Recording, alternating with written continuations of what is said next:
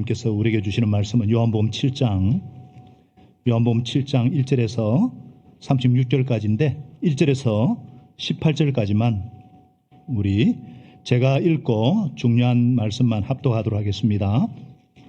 요한복음 7장 1절부터 제가 읽겠습니다. 눈으로 따라와 주시기 바랍니다. 그 뒤에 예수님께서는 갈릴리로 두루 다니셨다.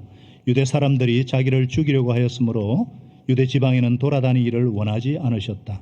그런데 유대 사람의 명절인 초막절이 가까워지니 예수님의 형제들이 예수께 말하였다. 형님은 여기에서 떠나 유대로 가셔서 거기에 있는 형님의 제자들도 형님이 하는 일을 보게 하십시오. 알려지기를 바라면서 숨어서 일하는 사람은 없습니다. 형님이 이런 일을 하는 바에는 자기를 세상에 드러내십시오. 예수의 형제들까지도 예수를 믿지 않았기 때문이다. 예수님께서 그들에게 말씀하셨다. 내 때는 아직 오지 않았다. 그러나 너희의 때는 언제나 마련되어 있다. 세상이 너희를 미워할 수가 없다. 그러나 세상은 나를 미워한다. 그것은 내가 세상을 보고서 그 하는 일들이 악하다고 정언하기 때문이다. 너희는 명절을 지키러 올라가거라. 나는 아직 내 때가 차지 않았으므로 이번 명절에는 올라가지 않겠다. 이렇게 그들에게 말씀하시고 예수께서는 갈릴리에 그냥 머물러 계셨다. 그러나 예수의 형제들이 명절을 지키러 올라간 뒤에 예수께서도 아무도 모르게 올라가셨다. 명절에 유대 사람들이 예수를 찾으면서 물었다. 그 사람이 어디에 있어? 무리 가운데서는 예수를 두고 말들이 많았다. 더러는 그를 좋은 사람이라고 말하고 더러는 무리를 미혹하는 사람이라고 하였다. 그러나 유대 지도자들이 두려워서 예수에 대해서 드러내놓고 말하는 사람은 아무도 없었다. 명절이 중간에 접어들 즈음에 예수님께서 성전에 올라가서 가르치셨다. 유대 사람들이 놀라서 말하였다. 이 사람은 배우지도 않았는데 어떻게 저런 학식을 갖추었을까? 자, 16절부터 18절까지 합독합니다. 시작. 예수께서 그들에게 대답하셨다. 나의 가르침은 내 것이 아니라 나를 보내신 분의 것이다. 하나님의 뜻을 따르려는 사람은 누구든지 이 가르침이 하나님에게서 난 것인지 내가 내 마음대로 말하는 것인지를 알 것이다. 자기 마음대로 말하는 사람은 자기의 영광을 구하지만 자기를 보내신 분의 영광을 구하는 사람은 진실하며 그 사람 속에는 불의가 없다. 아멘. 또 30절에도 아직 때가 이르지 않았기 때문이다. 하여튼 때에 대해서 말씀이 많이 나오는데 여러분 우리가 지난주에는 살리는 것은 영이다. 내가 너에게 한 이 모든 말이 영이고 생명이다. 주님께는 영생의 말씀이 있다. 그러므로 성경 말씀에 생명을 거는 교회가 되라. 이러한 주의 음성을 들었죠? 기억나시죠? 오늘 말씀은 성경이 말하는 믿음이란 무엇인가? 성경이 말하는 믿음. 자, 오늘 제목입니다. 다 같이요. 시작. 성경이 말하는 믿음. 성경이 말하는 믿음이 있다는 거예요. 그러면은 아닌 것도 있다는 거죠.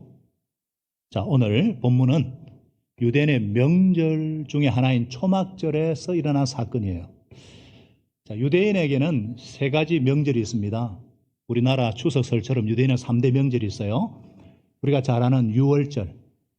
이스라엘 백성들이 어린 양의 피로 죽음의 사자가 뛰어넘은 유월절이라 그래도 무교절, 무교병을 먹은 그 애굽의 고난, 종살이를 기념하는 우리나라 치면 강복절이에요. 유월절이 있고 그 다음에 오순절이 있어요. 오순절. 그러니까 출애굽한 뒤에 50일째 되는 날에 시내산에서 율법을 받은 것을 기념하는 그래서 오순절 혹은 7749이라 77절이라고도 해요. 이때 성령 신약에서 성령 강림절이거든요. 그 다음에 오늘 본문의 초막절이에요. 그러니까 출애굽한 뒤 40년 동안에 광야에서 생활하면서 텐트 장막 생활을 하잖아요. 그걸 기념해서 감람나무와 종려나무를 초막을 짓고 장막을 지어서 7일간 축제를 펼치는 그래서 초막절 혹은 장막절이라 그래요. 굳이 또 다른 말로 하면 수장절이라고도 하는데 추사를 고치고 하나님께 바치는 거둘 숫자 저장할 장자 수장절. 자, 유월절, 오순절, 초막절. 왜냐하면 신명기 16장 16절에 유대인의 모든 남녀는 1년에 3번 무교절이라 하는 유월절과 칠칠절이라고 하는 오순절과 이 초막절에 택하신 곳 성전이죠. 예루살렘 성전에 주님을 예배해야 된다. 그때는 빈손으로 뵈러 가서는 안 된다. 분명하게 나와 있어요. 그러니까 이 초막절은 전국에 있는 유대인들이 또 전 세계 흩어진 유대인들이 수도 예루살렘에 모이니까 인산인해 북적북적됐다는 그것을 배경을 이해하셔야 돼요. 그리고 이 요한복음 7장과 우리 지난 시간까지 배운 6장 사이에는 6개월의 간격이 있어요. 시간적으로. 그리고 오늘 7장은 또 5장하고 연결이 되어 있어요. 예수님의 제자 요한은 의미 중심으로 기록한 것이기 때문에 우리 배웠잖아요. 이미 5장에서 배웠듯이 예수님이 안식일에 베데스다 38년 된 고질병자를 온전히 고치시죠. 안식일을 어겼다 그래가지고 유대인들이 예수님을 죽이려고 했어요. 그래서 1절에 보니까 예수님은 유대에 가시지 않고 갈릴리에 다니시면서 복음 사역을 섬기셨습니다. 죽이려고 했던 이유는 38병자를 고친 그날이 안식일이라서 기득권에 도전하는 자, 율법의 파괴자로 이렇게 예수님을 몰아갔기 때문에 이 종교 지도자들은 예수님을 죽이려고 혈안이 되어 있고 또 읽었지만 무리들은 의심의 눈초리로 예수님이 좋은 사람이다, 아니다, 미쳤다, 이런 어떤 적대적인 분위기였어요. 이런 중에 이제 초막절을 맞아서 예수님의 친형제들이 예수님께 한 가지 제안을 합니다. 형님, 여기에서 떠나 유대로 가셔서 거기에서도 형님이 하는 일을 보게 하십시오. 알려지기 바라면서 숨어서 일하는 사람은 없습니다. 형님이 이런 일을 하는 바에는 자기를 세상에 드러내십시오. 자, 무슨 말이에요? 형님, 드디어 기회가 왔습니다. 촌동네에서 섞이지 말고 이제 공식적으로 데뷔할 때입니다. 형님이 낯을 찬스리 않겠요? 많은 사람들이 모인 곳에서 그 놀라운 능력을 나타내면 더 많은 동조자들을 얻게 될 게 아닌겨 하면서 막 그럴듯한 제안을 했어요. 예수님은 이런 지하에 아직 내 때가 차지 않았으므로 나는 올라가지 않겠다 거절하십니다. 여기에서 끝나면은 그렇구나 싶은데 오늘 본문이 자 보십시오. 주목할 점이 있어요. 이 본문에서 예수님은 올라가지 않겠다 하신 다음에 결국 올라가셨다는 사실이에요. 10절에 보니까 예수의 형제들이 명절을 지키러 올라간 뒤에 예수께서도 아무도 모르게 올라가셨다. 이상하지 않아요? 안 간다 했으면 가지 말아야죠. 예수님이 지금 거짓말 하신 겁니까? 아니면 007 작전처럼 양면 작전을 펼치는 겁니까? 여기에 대해서 오늘 성경은 예수님의 형제들에서 이런 평가를 내립니다. 예수의 형제들까지도 예수를 믿지 않았다. 딱 선언하고 있어요. 얼마나 중요하냐면 가로까지 딱 쳐가지고 우리는 예수님의 행동에 대한 의문과 이 형제들에 대한 의문에 직면하게 됩니다. 이 두 의문을 통해서 참된 믿음이 무엇인지, 성경이 말하는 믿음이란 무엇인지 우리 함께 추적해 보십시다. 자, 예수님의 형제들이 믿지 않았다. 이 말의 뜻이 도대체 무엇일까요? 왜 믿지 않았다고 콕 집어서 고발하고 있는 것입니까? 우선 그들은 예수님의 능력을 믿었어요. 기적을 행하는 분이심을 인정했습니다. 병자도 고치고 귀신도 쫓아내는 것을 믿었어요. 그래서 형님이 하는 그 일들을 형님이 일어나는 일을 하는 바에는 세상에 드러내십시오. 갈릴리 깡처럼 있지 말고 수도에 올라가가지고 많은 사람 앞에 능력을 행해서 유명인사로서 대권을 잡을 길을 막 푸시하는 거예요. 왜냐하면 그래야 자기들도 형님 덕에 한자리 할 수 있으니까 명예심에 사로잡혀 있는 거예요. 자, 여러분 이들이 누굽니까? 예수님은 하나님이시지만 이 땅에 인간의 모습으로 오셔서 부모님이 계시고 형제가 있습니다. 육신적으로는 형제 넷의 누이들이 있어요. 마태복음 13장에 분명히 말씀하고 있죠. 이 사람은 목수의 아들이 아닌가? 그 어머니는 마리아라고 하는 분이 아닌가? 아우들은 야고보와 요셉과 시몬과 유다. 저기 나오는 야고보, 시몬, 유다는 나중에 야고보서를 기록하고 유다서를 기록하는. 그러나 지금은 믿지 않아요. 나중에 예수님의 부활하신 예수님을 만났을 때 비로소 그때, 지금은 그리고 그 누이들이 우리와 함께 있지 않는가? 아주 자세하게 가족관계를 기록하고 있습니다. 이들은요, 가까이서 예수님이 어떤 분이신지를 보고 듣고 배울 수 있는 특권을 누렸습니다. 그죠? 특권이 있었어요. 근데 그들의 인간적인 야심과 세상 영광을 구하는 그 마음 때문에 예수님의 영적인 면을 볼 수가 없어요. 인간적인 생각과 세상 영광에 구하는 그 욕심 때문에 영적으로 꽉 막혀가지고 영의 사람이 될 수 없었습니다. 그래서 세상이 너희를 미워할 수 없다. 이 형제들은 세상에 속해서 세상 가치관과 세상의 풍조대로 살기 때문에 세상이 미워할 수가 없어요.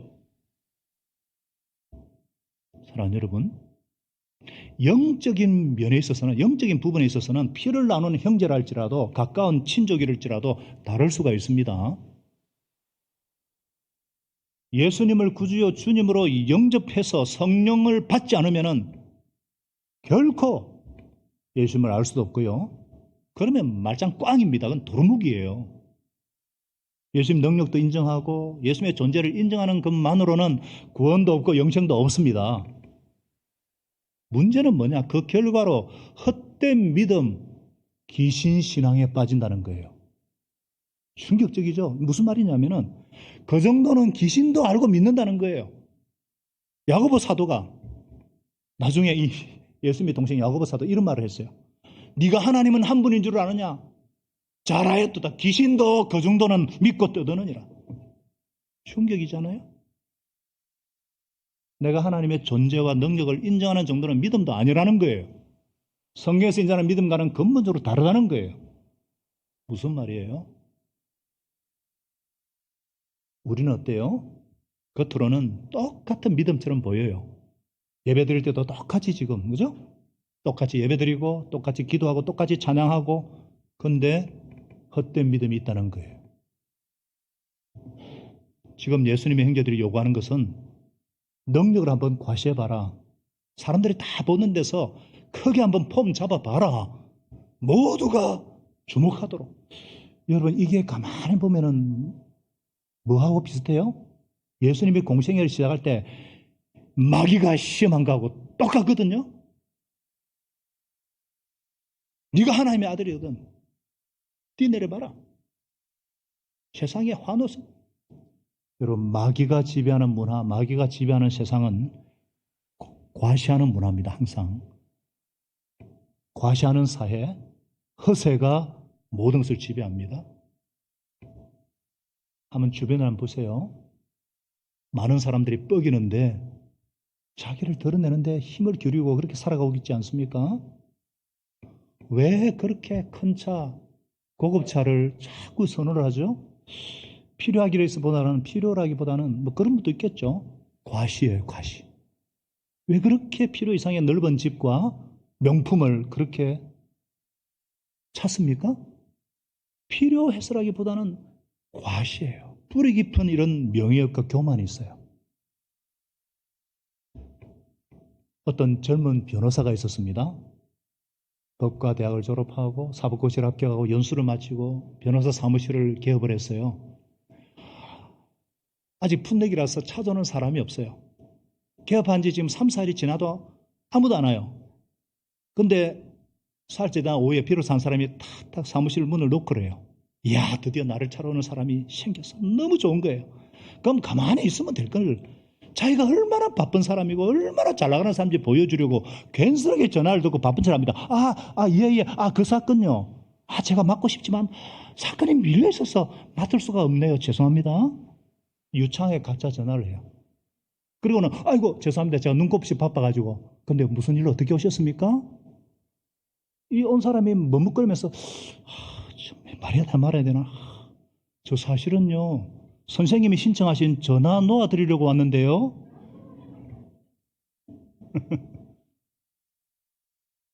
저쪽 박수. 아주 센스가 빠르네. 제가 뭔 얘기예요? 이 허세를 부린다고. 부끄러운. 이 푼대기 변호사 얼굴이 얼마나 어땠어요? 상상이 됐어요?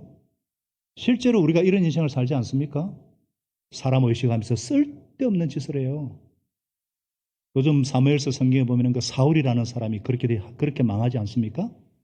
깊이가 없는 신앙, 말씀에 맞지도 않는 이상한 신앙. 그리고 아무 생각 없이 예수 믿는 사람도 있어요. 예수만 믿으면 그냥 복 받고, 예수 믿으면 성공하고, 예수 믿으면 그냥 병 낫고, 그 정도에 머무른다? 내 욕망을 채우기 위해서 하나님의 능력과 하나님의 지혜를 구하는 그 이상도 아니에요. 이런 믿음으로는 세상에 나가면은 100점 배패입니다. 번번에 펴고 깨어져요. 성경이 말하는 믿음이 아니기 때문에 이거는 유사 종교라 그랬죠. 이거는 자기를 우상시하는. 그러면은 성경이 말하는 진짜 신앙, 참된 믿음이란 무엇인가? 십자가를 꽉 붙잡아라. 여러분 꽉에 악센트를 넣어서 한번 외쳐보겠습니다. 시작. 십자가를 꽉 붙잡아라. 꽉 붙잡아라. 이게 무슨 말이냐? 십자가 중심의 신앙, 예수님의 그 고난과 희생의 메시아를, 그걸 믿는 거예요. 지난 6장을 하면서 주구장창 내 살과 피를 먹고 마시라 그랬잖아요. 이게 뭐냐면 십자가 신앙이에요.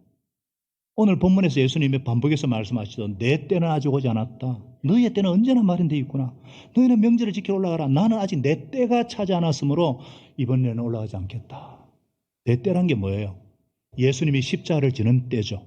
인간의 모든 죄를 짊어지시고 죽으시고 부활하는 때, 하나님의 영광을 드러내는 그때.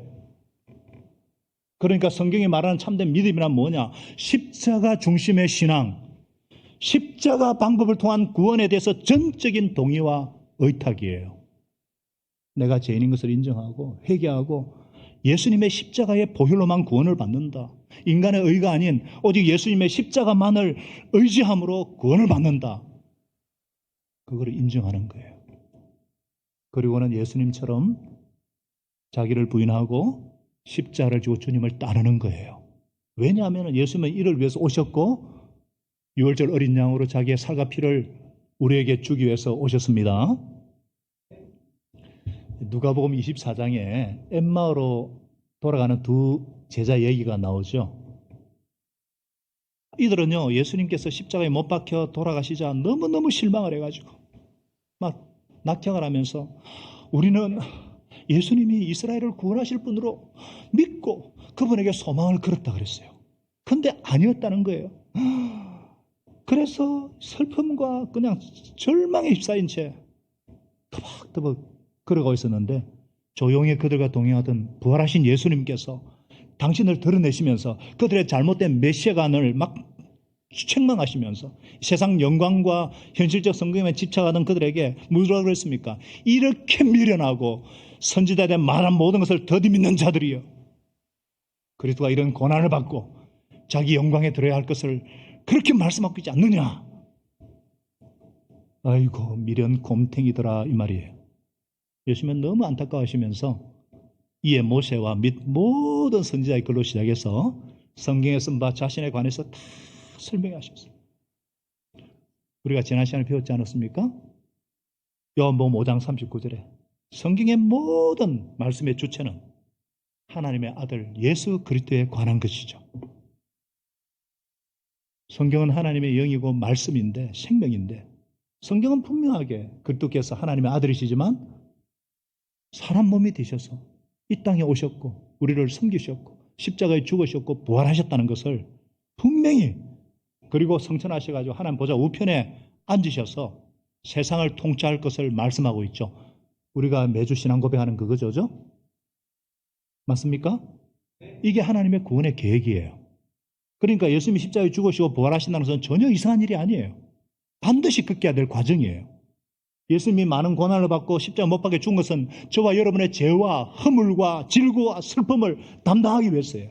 예수님은 마땅히 치러야 될 우리의 죄의 대가를 대신 치르심으로 죄의 사슬에서 우리를 풀어주셨고 부활하심으로 죄의 삭신 죽은 문제를 근본적으로 해결해 주셨습니다. 할렐루야.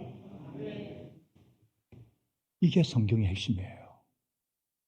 그러니까 이 십자가의 그리스도를 이해하지 못하는 것은 참된 믿음이 아니에요.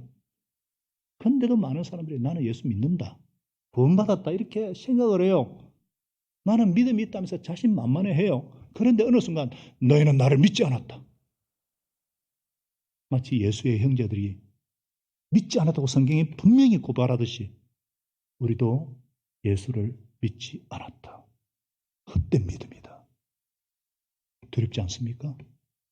저는 두려워요.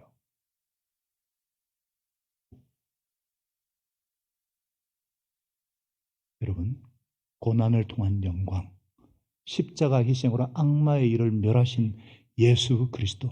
이것이 성경이 줄기차게 가르치는 메시아 관이고 구원의 관이에요. 죽음이 없이는 부활이 있을 수 없고 씨가 죽지 않고는 새 생명이 탄생할 수 없듯이 저와 여러분이 어떤 상황에서도 예수님의 십자가의 의미를 깊이 영접하고 십자가를 꽉 붙잡으시기를 축복합니다. 예수님은요, 동생들이 원하는 때는 올라가지 않으시고 오히려 아무도 모르게 올라가셔서 그리고는 성전에서 또 말씀을 가르치기 시작하셨어요. 예수님은요, 사람들의 평가나 인기나 관심이 중요한 게 아니었어요. 어떻게든지 자기를 보내신 하나님의 뜻에 따라 움직이셨어요. 그렇기 때문에 예수님의 입에서 나오는 모든 말씀은 단순하면서도 깊이가 있었습니다. 신비스럽고 은혜와 진리가 충만했습니다. 무엇보다도 사람의 마음을 감동시키는 영적인 권세가 있었습니다. 유대 종교 지도자들은요, 예수님이 랍비 교육도 정규 교육도 받지 않고 PhD 학위도 없고 갈릴리 총구석 출신의 인간 조건 때문에 예수님을 인정하지 않았어요. 예수님은 이런 그들에게 분명히 말씀하셨습니다. 나의 가르침은 내 것이 아니라 나를 보내신 하나님 아버지의 것이다. 그렇기 때문에 저와 여러분이 어떻게 하면 예수님의 말씀이 생명이요 하나님께로부터 왔는지 알 수 있을까요? 그 비결은 바로 순종입니다. 순종하는 믿음이 성경이 말하는 믿음이요 세상을 이기는 믿음인 줄 믿으시기 바랍니다. 우리 다 같이 17절을 한 목소리로 읽겠습니다. 시작. 하나님의 뜻을 따르려는 사람은 누구든지 이 가르침이 하나님에게서 난 것인지 내가 내 마음대로 말하는 것인지를 알 것이다. 하나님의 뜻을 따르려는 사람은 누구든지 그랬어요. 그 성경이 말하는 믿음의 본질이 뭐예요? 순종입니다. 순종. 왜 믿는다고 하는 사람들이 번번이 실패하고 넘어지고 패하고 세상을 이기지 못하는가? 성경이 말하는 믿음이 아니기 때문에 자기 나름의 믿음, 자기 나름의 신념, 자기 나름의 우상이기 때문에 진짜 믿음은 역사하는 힘이 있습니다. 세상을 이기는 강력이에요. 어떤 문제와 발돌도 박살내는 브레이크 스루하는 능력입니다. 진짜 믿음은 삶의 현장에서 순종하는 자에게 실제로 나타납니다. 앉아서 생각만 하는 믿음은 믿음이 아니에요. 아니, 여러분 보세요. 앉아서 생각만으로 원수를 사랑하라. 이거 순종하지 못할 사람 누가 있어요? 맨날이라도 고백할 수 있어요. 근데 진짜 원수. 이름만 들어도 막 심장 박동이 2배로 빨라지고 막 생각조차 하기 싫고 막 근처에 막 가기도 싫고 막 피하기도 싫은 막 그 성을 가진 사람만 봐도 막 이가 갈리고 막 저 족속들은 내가 성정을 하나 봐라. 그것이 원수에 대한 분노 태도 아니에요? 그런 원수를 하나님께서 사랑하라 그러셨어요. 그리고 그를 위해서 기도하라. 선으로 악을 이기라 그랬어요. 그래서 이 말씀에 순종하기 위해서 기도를 해요. 기도를 하는데 막 눈물이 나요. 왜요? 왜 눈물이 납니까? 억울해서 눈물이 나요. 내가 어떻게 저런 자를 위해서 기도하고 있지? 억울해가지고. 그렇게 10분, 20분 막 기도하다 보니까 억울함의 눈물이 감사의 눈물로 변하기 시작하는 거예요. 그러면서 원수되었던 나를 사랑하신 예수님의 그 사랑이 무엇인지 막 깨달아지는 거예요. 주님께서 이 원수 같은 나를 이렇게까지 사랑해 주셨고 나를 건져 주셨구나. 하나님 은혜에 감격해가지고 막 억울함의 눈물이 감사의 눈물로 막 변화되는 거예요. 이거 책상 앉아가지고 글을 읽고 되는 것이 아닙니다. 이거는 실질적으로 말씀에 순종할 때 나타나는 능력입니다.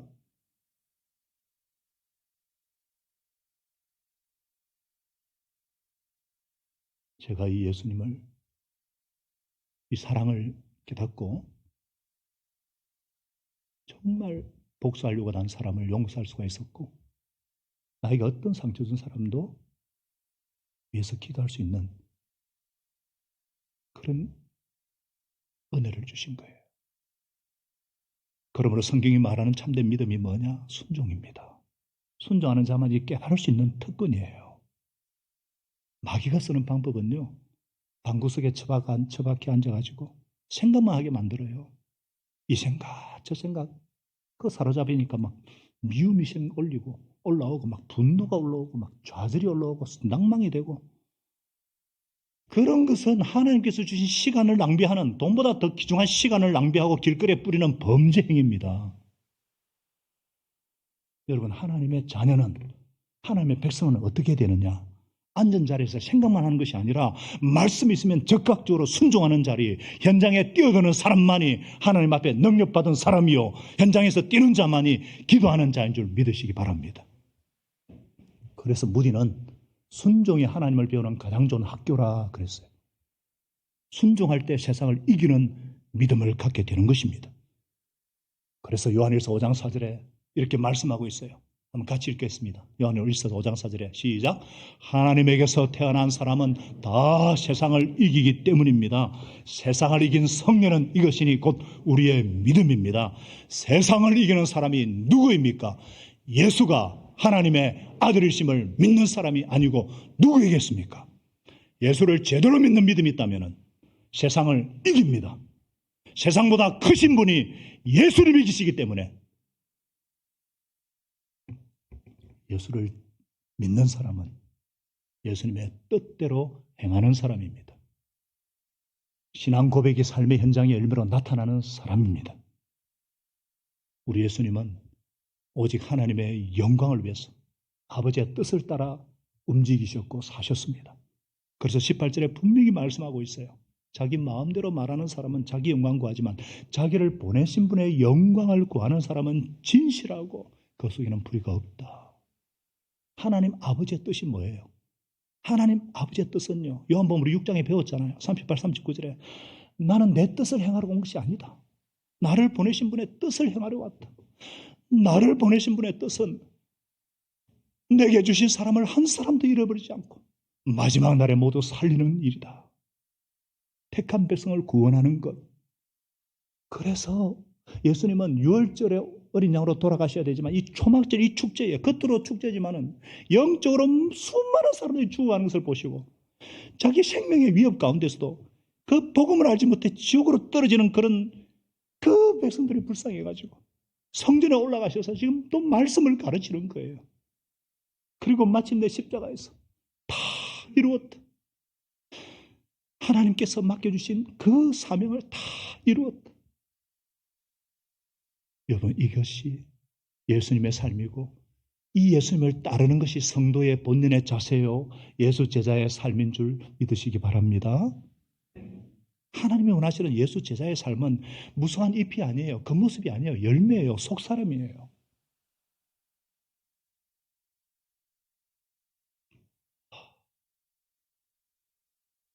주님께서 우리에게 시간도 주셨고 생명과 젊음과 이 복음의 말씀을 주셨어요. 이것을 나를 드러내고 나를 과시하라고 사용하라고 주신 것이 아니라 하나님 앞에서 생명의 열매를 맺는데 사용하라는 것입니다. 제 영상에도 잠깐 나왔지만 제가 서울대에 우리 유학생 선교사 파송 예배에 가서 예배를 섬겼는데요. 거기에는 서울대 그 예수님 안에서 너무나 행복한 공동체가 있어요. 우리 교회만큼이나 행복한. 사실은 그 전날에 제가 우리 교회에서 이렇게 예수님 영접하고 세례받고 싱글 목적으로 시험 받았다가 결혼하고 직장 때문에 일산으로 간 우리 강기문 하나영 가정을 신방하러 갔었거든요. 첫째 은유가 이제 갓 2살인데 둘째를 낳았으면 좋겠다, 그런 마음이 있었는데 저도 모르게 간절히 기도를 했는데 무슨 얘기를 하면 목사님 오늘 둘째가 잉태됐다는 확인한 날이었다 그러는 거예요. 오, 소름. 오, 주여. 그리고 그 다음날 성균관대에 가가지고 우리 하동이 또 우리 요섭이 있는 그 실험실에 가서 제가 기도해 주러 갔어요. 그리고 바로 서울대 가서 서울대를 구경하고 거기서 17년 동안 서울대 사역을 섬긴 우리 장정한 목사, 장정한 간사, 제 신대원 후배인데요. 이 친구가 17년간을 서울대 사역을 했습니다. 그러면서 저한테 하는 말이 목사님, 서울대생의 90%가 깊은 열등감에 빠져 있습니다. 자기는 날고 긴다고 했는데 여기 오니까 우주에 궤도를 도는 애들도 많고요. 그래, 깊은 열등감과 우울증 가운데 여러분 놀라지 마세요. 서울대생들 중에 정서적인 정신의 약자들이 1년에 40, 50명씩 목숨을 끊는답니다. 목을 맨다는 거예요. 우울증과 열등감으로. 그래서 그곳에는 400여 명이 넘는 기독교 교수들이 있는데, 서울대학도 선교사가 세운 대학이거든요. 부산대처럼. 부산대는 목사님이 세웠는데 하나님의 대학인데, 그곳에 교수들이 400여 명이 넘어요.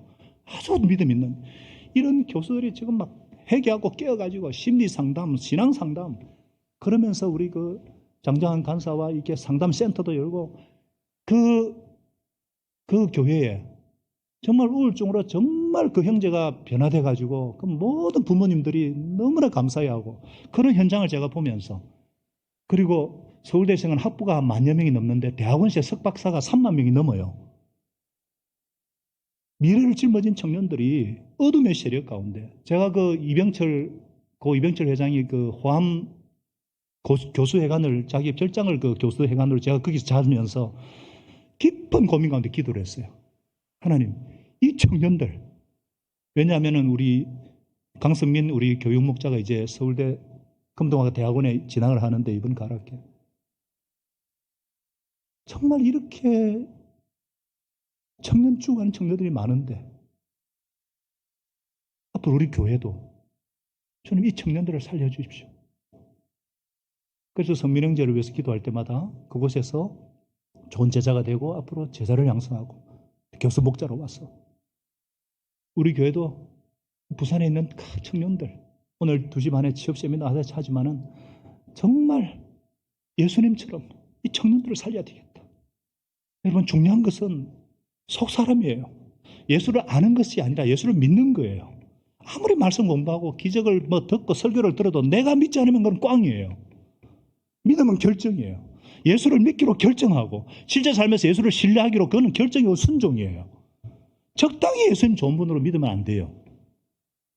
하나님의 아들을 믿을 것인가, 단순히 4대 성인으로 믿을 것인가, 그분이 나를 위해 죽었다면 주님을 따르든지 떠나든지.